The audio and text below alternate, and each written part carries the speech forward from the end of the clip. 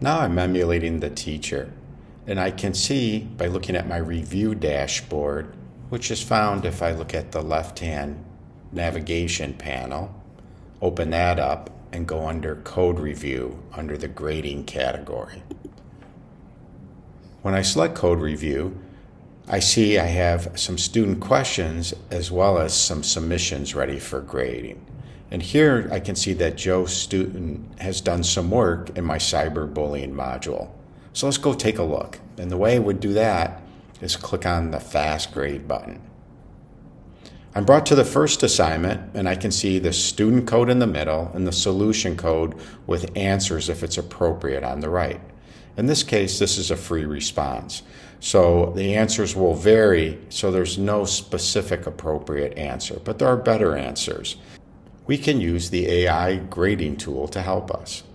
I can click on the blue button, which has the AI wand.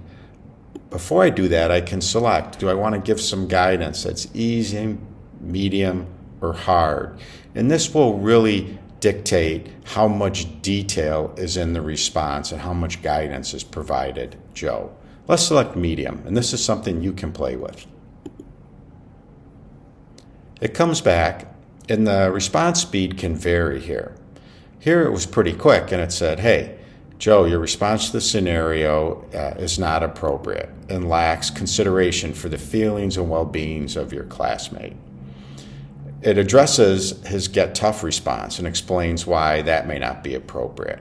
And if I scroll down to the end, it gives a response that says you should seek guidance from adults. So it gives a very detailed, nuanced, and thoughtful response. So I like it. So I'm going to say, hey, kind of where we're at now, maybe I'd score it a 2, sentence needs work, and then Joe will get that response.